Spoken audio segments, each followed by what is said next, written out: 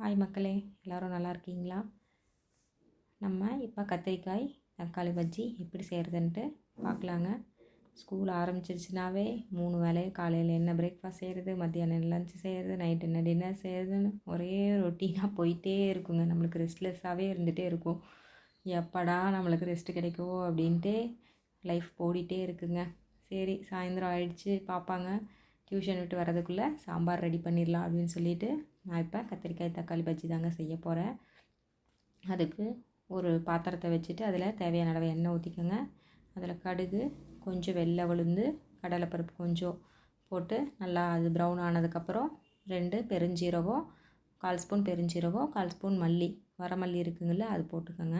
நல்லா அது வெடித்து வந்ததுக்கப்புறம் நம்ம குட்டி குட்டியாக கட் பண்ணி வச்ச சின்ன வெங்காயம் ஒரு பிளேட்டு, 2 காஞ்ச மிளகா, 2 பச்சை மிளகா, கொஞ்சம் ஒரு இனுக்கு கருவேப்பிலை எல்லாத்தையும் சேர்த்து நல்லா வதக்கி விட்டுக்கோங்க. வெங்காயம் நல்லா வதங்கி வரட்டும். அதுக்குள்ளே நம்ம கத்திரிக்காயை கட் பண்ணிடுவோம். கத்திரிக்காய் நான் ஒரு 6-7 பிஞ்சு கத்திரிக்காய் எடுத்துருக்கேங்க. பிஞ்சு கத்திரிக்காய் போட்டிங்கன்னா நல்லா டேஸ்ட்டாக இருக்கும். முத்தின கத்திரிக்காய் அப்போ கருப்படித்த மாதிரியெல்லாம் இருந்துச்சு, இல்லை வாங்கி ஒரு வாரம் ஆச்சுன்னா கத்திரிக்காய் கசப்படிச்சிருங்க. நீங்கள் அதனால் கத்திரிக்காய் பஜ்ஜி செய்யும்போது ஒரு 4 நாளைக்கு முன்னாடி இல்லை 2 நாளைக்கு முன்னாடி இல்லை அன்றைக்கே வாங்கி செஞ்சிங்க, இன்னும் சூப்பர் டேஸ்ட்டாக இருக்கும். பிஞ்சு கத்திரிக்காயாக இருக்கணும். நாங்கள் பவானி கத்திரிக்காய் தான் யூஸ் பண்ணுவோம். அது நல்லா டேஸ்ட்டாக இருக்குங்க. அந்த கத்திரிக்காயை நல்லா பொடி பொடியாக கட் பண்ணி பாத்திரத்தில் போட்டு நல்லா வதக்கிக்கோங்க. அது கூடயே ஒரு மீடியம் சைஸ் உருளைக்கிழங்கு சேர்த்திக்கோங்க. கடையில் சூப்பர் டேஸ்ட்டு கொடுக்கும். அதுக்கப்புறம் 1/4 ஸ்பூன் மஞ்சத்தூள், 1/2 ஸ்பூன் மிளகாத்தூள் ஆட் பண்ணிக்கோங்க. அந்த எண்ணெயிலே போட்டு நல்லா வதக்குனிங்கன்னா அந்த பச்சை வாடை இல்லாமல் நல்லா இருக்கும். அது நல்லா வதங்கி வந்ததுக்கப்புறம் கட் பண்ணி வச்சுருக்க தக்காளியை உள்ளே போட்டுருவோங்க. நான் 4 தக்காளி குட்டி குட்டியாக கட் பண்ணி வச்சுருக்கேன். அந்த தக்காளியும் உள்ளே ஆட் பண்ணிவிட்டு, தக்காளியை ஆட் பண்ணோடனே கொஞ்சம் சால்ட் போட்டிங்கன்னா சீக்கிரமாக வெந்து வந்துடும். அதனால் நான் கொஞ்சம் கல்லுப்பு சேர்த்திருக்கேன்.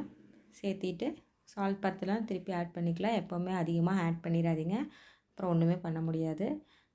நல்லா தக்காளி போட்டு வதங்கி வரணும். இந்த தக்காளி கத்திரிக்காயும் நல்லா அந்த ஸ்கின்னை விட்டு, கத்திரிக்காயும் தக்காளியும் அதே மாதிரி ஜூஸி தனியாக அந்த ஸ்கின் தனியாக ரிமூவ் ஆகிற அளவுக்கு நல்லா வதக்கிட்டு அதுக்கப்புறம் தண்ணி ஆட் பண்ணிக்கலாங்க.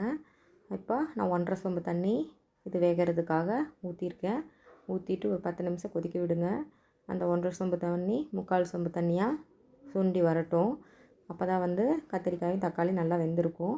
வெந்ததுக்கப்புறம் அந்த தண்ணி மேலே இருக்கும்லங்க, அந்த தண்ணி ஒரு பாத்திரத்தில் வடிச்சுக்கோங்க. அப்புறம் உள்ளே இருக்கிற தக்காளி கத்திரிக்காய் அப்படியே இருக்கும். அதை ஒரு மத்து போட்டு நல்லா ஃபைனாக கடைஞ்சிக்கோங்க. மீதி அந்த இருக்கிற தண்ணியை அதிலே ஆட் பண்ணிக்கோங்க. இது இட்லி, தோசை, அதுக்கப்புறம் பணியாரம் எல்லாத்துக்குமே சூப்பர் டேஸ்ட்டாக இருக்குங்க. நீங்களும் வீட்டில் ட்ரை பண்ணி பாருங்கள். பார்த்துட்டு எப்படி வந்துச்சுன்னு சொல்லி சொல்லுங்கள். எங்களோட எப்போவுமே ஃபேவரட் டிஷ்ஷு கத்திரிக்காய் தக்காளி கடையலுங்க. வீக்லி ஒன்ஸ் ஆர் ட்வைஸ் கண்டிப்பாக இது செஞ்சுருவோம் எங்கள் வீட்டில். எங்கள் 2 குழந்தைக்குமே ரொம்ப பிடிக்கும். பாருங்கள், சுட சுட இட்லி ரெடி, சுட சுட பணியாரம் ரெடி. வாங்க சாப்பிட்லாம். வீடியோ பிடிச்சிருந்தால் லைக் பண்ணுங்கள், கமெண்ட் பண்ணுங்கள். தேங்க்யூ.